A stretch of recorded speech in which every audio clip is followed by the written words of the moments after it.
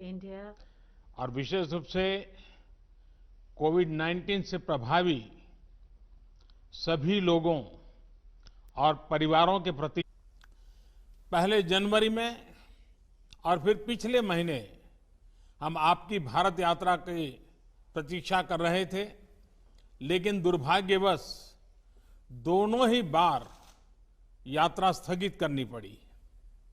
हमारी आज की मुलाकात आपकी भारत यात्रा का स्थान नहीं ले सकती है। एक मित्र के नाते मेरा आपसे आग्रह है कि स्थिति सुधरने के बाद आप शीघ्र सपरिवार भारत यात्रा का प्लान करें और हमारा आतिथ्य स्वीकार करें। एक्सेलेंसी, भारत ऑस्ट्रेलिया संबंध विस्तृत होने के साथ साथ गहरे भी हैं और यह गहराई आती है हमारे shared values, shared interest, shared geography और शेयर्ड ऑब्जेक्टिव्स से। पिछले कुछ वर्षों में हमारे सहयोग और तालमेल में अच्छी गति आई है। यह सौभाग्य की बात है कि हमारे संबंधों की बागडोर का एक छोर आप जैसे सशक्त और विजनरी लीडर के हाथ में है। मेरा मानना है कि भारत और ऑस्ट्रेलिया के संबंधों को और सशक्त करने के लिए यह परफेक्ट समय है, परफेक्ट मौका है। अपनी दोस्ती को और मजबूत बनाने के लिए हमारे पास असीम संभावनाएं हैं। ये संभावनाएं अपने साथ चैलेंजेस भी लाती हैं। चैलेंजेस की किस तरह इस पोटेंशियल को वास्तविकता में ट्रांसलेट किया जाए ताकि दोनों देशों के नागरिकों, बिजनेसेस, एकेडमिक्स, रिसर्चर्स इत्यादि के बीच लिंक्स हो और जो और मजबूत बने। कैसे हमारे संबंध अपने क्षेत्र के लिए और विश्व के लिए एक फैक्टर ऑफ स्टेबिलिटी बने, कैसे हम मिलकर ग्लोबल गुड के लिए कार्य करें, इन सभी पहलुओं पर विचार की आवश्यकता है।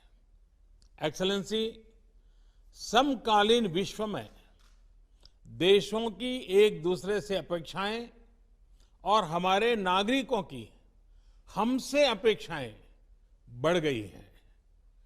डेमोक्रेटिक वैल्यूज को शेयर करने के नाते हम दोनों देशों का कर्तव्य है कि इन अपेक्षाओं पर हम खरे उतरें और इसलिए वैश्विक कल्याण के मूल्य जैसे लोकतंत्र, rule of law, freedom, mutual respect, international institutions का सम्मान और पारदर्शिता आदि को अपहोल्ड करना और प्रोटेक्ट करना हमारी सैक्रेड रिस्पॉन्सिबिलिटी है।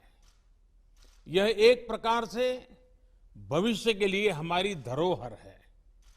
आज जब अलग अलग प्रकार से इन वैल्यूज को चैलेंज किया जा रहा है, तो हम आपसी संबंधों को मजबूत करके इन्हें सशक्त कर सकते हैं।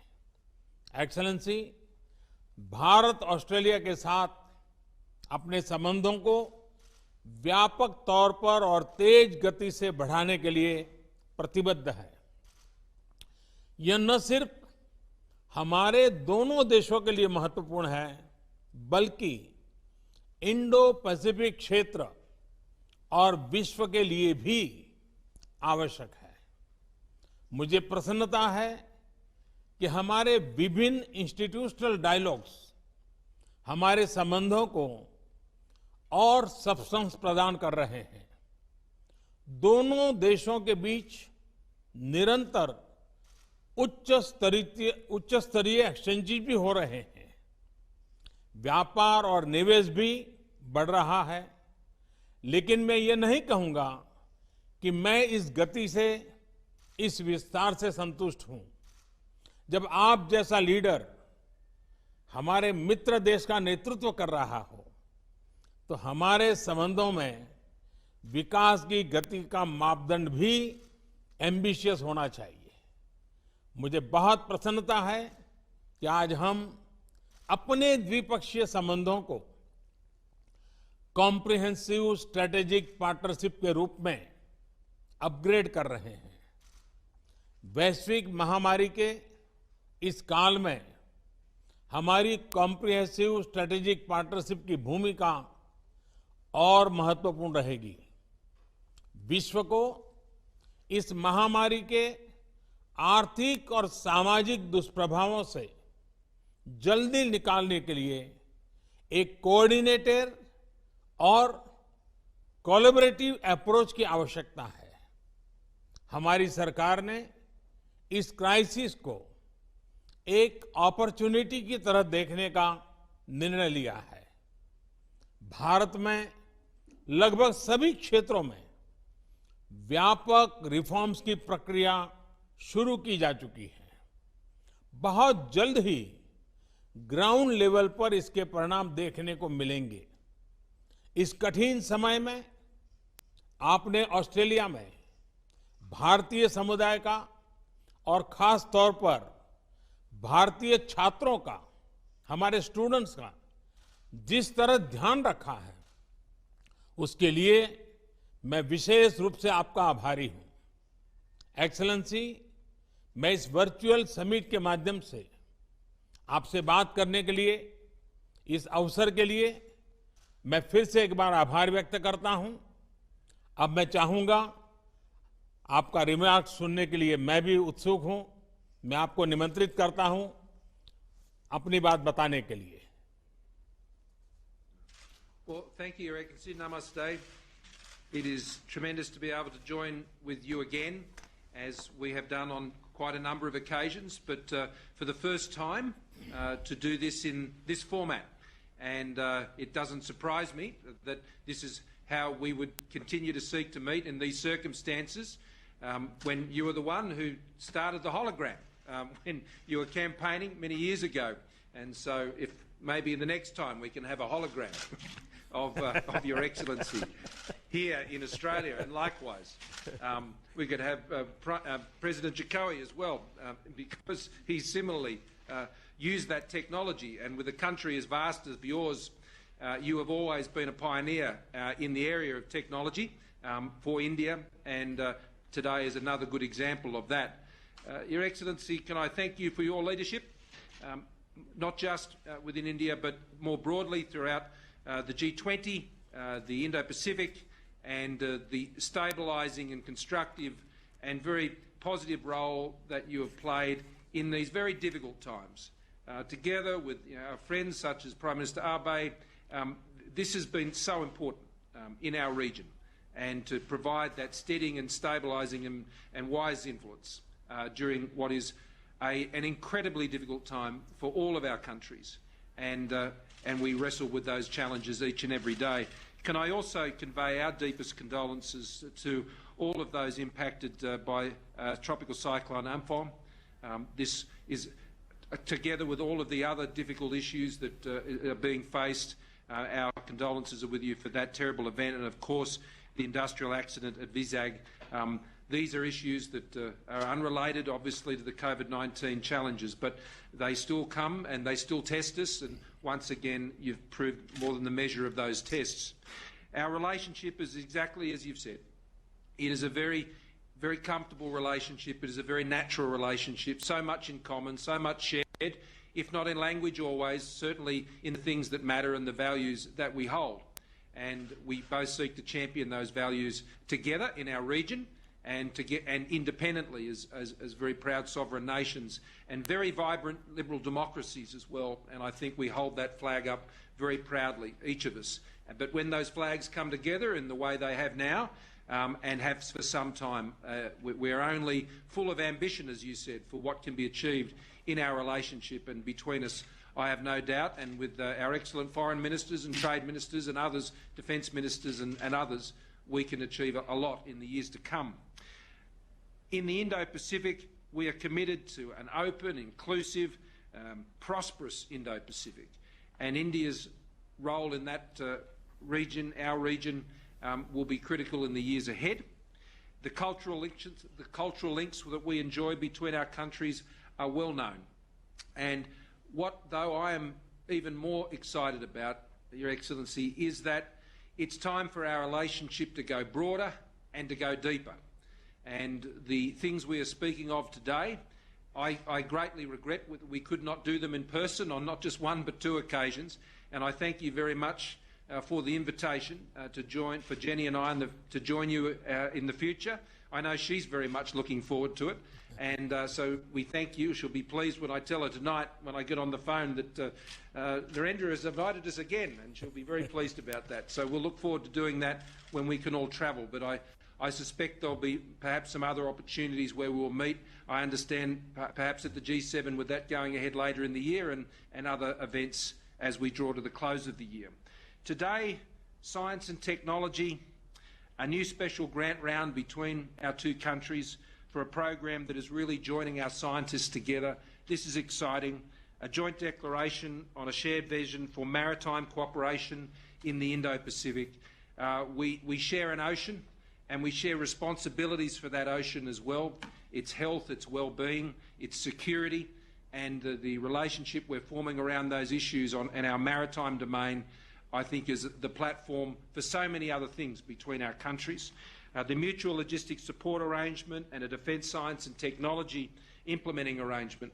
These are the substantial things that good friends develop together that provide the opportunity for the many other commercial opportunities that come our way. In a time like this, we want to deal very much with friends and trusted partners, and this is a partnership which has stood the test time and again, and is during the course of this current crisis. We share a vision for open, free, rules-based multilateral systems in our region, whether that's in the health area or it's in trade or in other places. We engage in those as confident but sovereign nations, advancing, of course, our own interests and mindful of our own domestic challenges. And I think you've navigated that path incredibly well, and we thank you for the way you continue to engage in those fora in such an open and honest and transparent way. The trade and investment flows between our country are not where you or I would both like them to be, but they are growing, and they can grow a lot faster. But I think the comprehensive strategic partnership that we are forming today, going to a whole new level of relationship, will continue to build the trust, because we want commercial and trading relationships that are built on trust. We already see a great movement of peoples in normal times between our countries, and I thank for your comments about the hospitality that is extended to Indian students here in Australia, and we want to continue to see that happen. And we want to see Australian students studying in India as well, as we support and would like to support through the programs that we run here from Australia. I also want to commend India on its leadership in these multilateral forums, particularly on taking over chair of the World Health Organisation's Executive Board.